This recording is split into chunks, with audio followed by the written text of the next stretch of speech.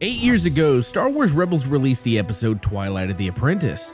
Unknown to everyone, it held a secret so hidden that not one single video was made about it to this day. Now it's time to show you that secret, but first we have to travel all the way back to 3 BBY.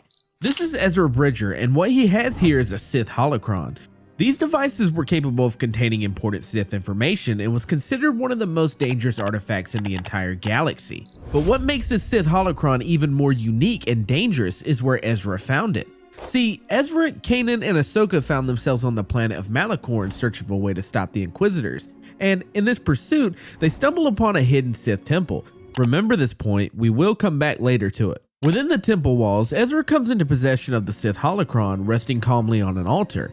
He's told that to unlock the knowledge they seek, he must go to the top of the temple and place the holocron into the stone pillar. And this is where the secret lies. As Ezra activates the holocron in the pillar, it floats up into the air and a calm female voice asks Ezra to introduce himself. Who comes forth?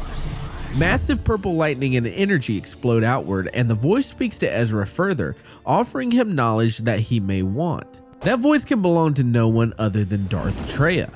But how could this random voice belong to one of the most powerful Sith to ever walk the galaxy, especially when the credits of the episode labeling her as just presence? We found two huge pieces of information that make it impossible to argue. Let's start with Traya's demise. Remember that detail we told you to remember from before? They stumble upon a hidden Sith temple. In Legends, Darth Traya was defeated at the top of the Sith temple on Malachor by her own student Mitra Surik. And looking deeper into Malachor, it's said to be the home of only one Sith temple, not multiple. Which means the Sith temple that Ezra visits is the very same temple that Darth Traya eventually died at. But for those that would immediately debunk this because of its legend status, let's turn to the director of Star Wars Rebels, Dave Filoni.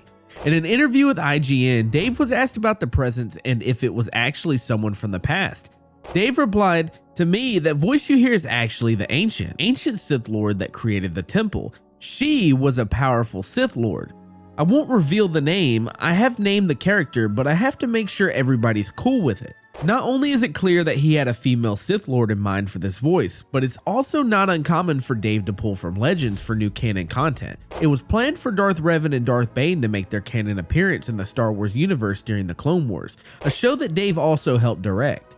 Unfortunately, their appearance was eventually cut, but the models and animations were made for them. So the next time you are watching a Star Wars show or movie, pay attention to the small details. There might be a thread of lore just waiting to be discovered.